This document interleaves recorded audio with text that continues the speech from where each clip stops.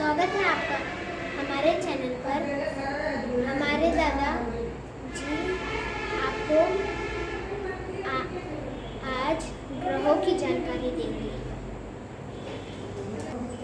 श्रोतागण और जिज्ञासुओं, आज हम आपको थोड़ा ग्रहों के बारे में जानकारी देना चाहते हैं।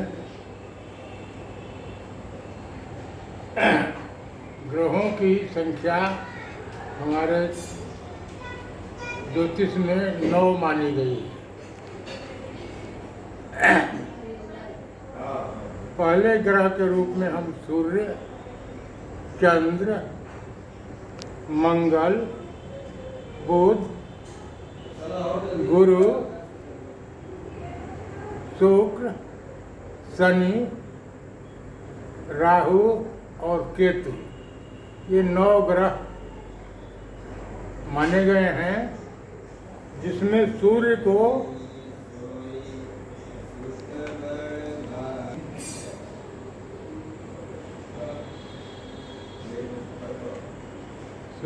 राजा की पदवी प्राप्त है।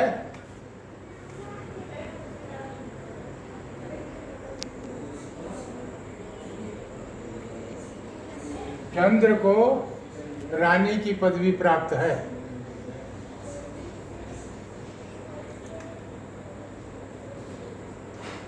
मंगल सेनापति,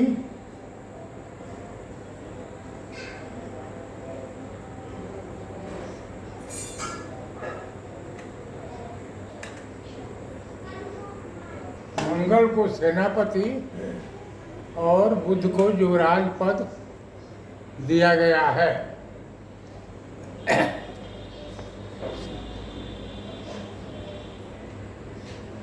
तो देवगुरु व शुक्र को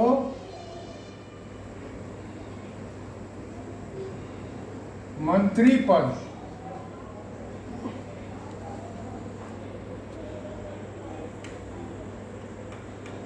दिया गया है। और शनि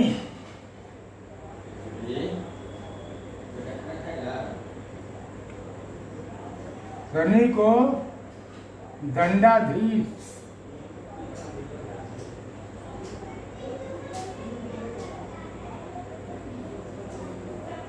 या हम कहें मजिस्ट्रेट की ड्यूटी दी गई है।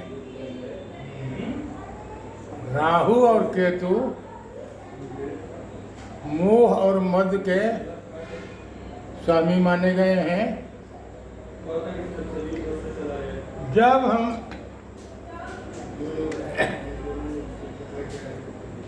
ग्रहों का विचार जब करते हैं तो उसमें राहु और केतु ये दोनों छाया ग्रह के रूप में विख्यात हैं।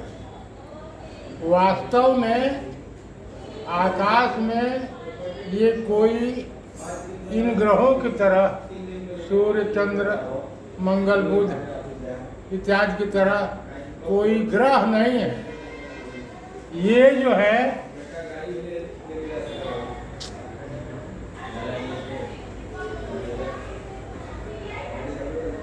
चंद्र और पृथ्वी का भ्रमण पथ जो है, उन पथों के जो कटान बिंदु हैं, इसी को हम एक को राहु एक को केतु कहते हैं। इनको छाया ग्रह कहा जाता है। वास्तव में ये पिंड के रूप में नहीं है। अब हम जब जन्म होता है और कुंडली बनाने चलते हैं तो हम लोग लग्न सारणी से लग्न देखते हैं। जैसे इस समय कन्या का सूर्य चल रहा है, यानी सूर्य का प्रवेश कन्या राशि में हुआ है और पूरे महीने ये कन्या राशि में ही रहेंगे। जैसा कल आपको बताया था कि सूर्य की गति जो है रोज 1 डिग्री के करीब होती है, थोड़ा अप डाउन हो रहा होता है। जैसे कल 59 कला और 40 बिकला ऐसा था, कभी 61 तक चला जाता है, कभी 57 तक घट जाता है। मोटे तौर पर हम कहें तो 1 डिग्री के हिसाब से सूर्य की गति होती है। तो उस गति के हिसाब से जिस दिन ये मलमास या पुरुषोत्तम मास शुरू हुआ है, उस दिन के पहले दिन ही सूर्य जो है कन्या राशि में प्रवेश किया है, और जिस दिन ये मलमास खत्म हो जाएगा उसके नेक्स्ट डे ये तुला में चला जाएगा। इस पूरे महीने के दौरान कोई संक्रांति नहीं है, मतलब राशियों में सूर्य का प्रवेश नहीं है। प्रवेश पहले हो गया है, और या तो ये टाइम बीत जाएगा तब तुला में प्रवेश करेगा। इसीलिए इस महीने को, जिसमें सूर्य की संक्रांति न हो, तो हम लोग मलमास कहते हैं। ये 32 महीने के बाद, 32 महीने कुछ दिनों के बाद ये बार बार आता रहता है। इसमें कुछ शुभ कार्य ज़्यादा नहीं किए जाते हैं। इसके अलावा मान लीजिए किसी बालक का जन्म होता है, आज सुबह उसका जन्म होता है, तो उदाहरण के तौर पर आज सुबह में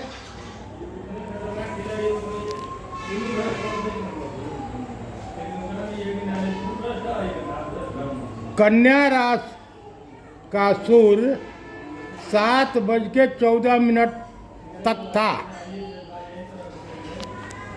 यहाँ पर हम कन्या राशि कौन सी है, कल आपको बताया था, 6वीं राशि, उसकी संख्या है 6। तो अब कहेंगे कि बालक का जन्म जो है कन्या लग्न में हुआ है। यदि वो 7 बजे के भीतर, ये टाइम का जो अंत है, इसके भीतर जन्म लेता है, लगभग 2 घंटे का आसपास टाइम होता है, तो इसमें जो है कहेंगे कन्या लग्न में उस बालक का जन्म हुआ है। और यहाँ लग्न में हम 6 अंक लिखेंगे। 6 मतलब कन्या, या दूसरे शब्दों में कहें जो कन्या राशि में उस बालक का कन्या लग्न में जन्म हुआ है। दूसरे रूप में आप समझे इसको, पृथ्वी जैसे गोल है तो इस सर्किल की तरह ये राशियाँ घूमती हैं, या दूसरे शब्दों में कहें पृथ्वी घूमती है। तो घूमते घूमते प्रातः काल इस पूर्व की क्षितिज पर जो राशि होती है वही राशि लग्न कहलाती है। तो उसके बाद और जो 2 घंटे का समय बीतेगा, 7 के बाद का समय जो आएगा, तो कन्या के बाद अगली वृष राशि वहाँ पहुँच जाएगी। फिर 2 घंटे के बाद मिथुन आगे बढ़ जाएगी। ऐसे घूमता रहेगा चक्र। 24 घंटे में पूरा 12 राशि जो है ये घूम लेती हैं। तो इस प्रकार हम कहेंगे कि उस बालक का जन्म जो है कन्या लग्न में हुआ है। अब कन्या लग्न में हुआ है तो पहले भी मैंने आपको बताया है कि कन्या का जो मालिक है या स्वामी जो है वो होता है बुध। कन्या का स्वामी होता है बुध। तो ये जो कालम है, इस कालम को हम कहेंगे लग्न का कालम, और इसके मालिक को हम लग्नेश कहेंगे। लग्नेश या प्रथमेश भी कहा जाता है। तो बालक का जो है लग्नेश बुध हुआ।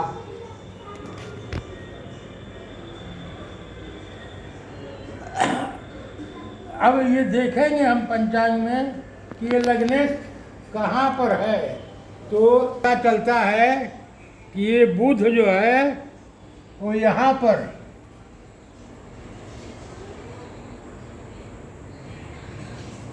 तुला राशि में बुध बैठा हुआ है लग्न, और दूसरा जो है धन का जो घर है, इस घर में वो बैठा हुआ है। और 7 नंबर जो है, ये संख्या जो है ये शुक्र का घर है।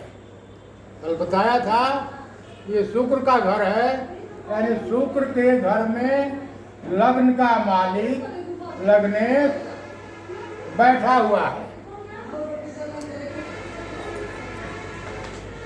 लग्न का मालिक लग्नेश शुक्र के घर में बुध के रूप में बैठा हुआ है। अब उसके बाद हम देखते हैं कि अगला घर जो है आज,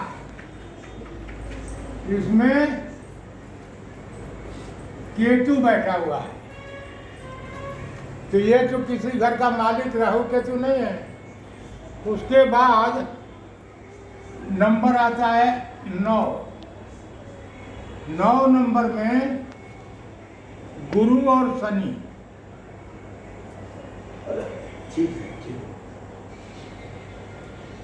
ये 2 ग्रह बैठे हुए हैं, गुरु और शनि।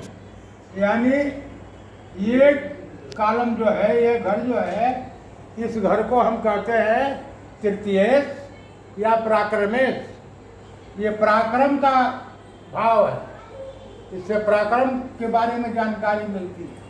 इस पराक्रम वाले भाव में केतु बैठा हुआ है। और चौथा भाव जो सुख का है, उसके सुख के भाव में या धनु राशि में गुरु और शनि बैठे हुए हैं। और गुरु 9 राशि जो है धनु राशि, ये गुरु की राशि है। धनु राशि का मालिक गुरु होता है। जैसे यहाँ 8 का मंगल होता है, तो मंगल के घर में केतु बैठा हुआ है। और यहाँ गुरु के घर में 9 यानी धनु राशि के घर में गुरु स्वयं बैठा हुआ है, उसके साथ में शनि भी बैठा हुआ है। और उसके बाद हम ये बताते हैं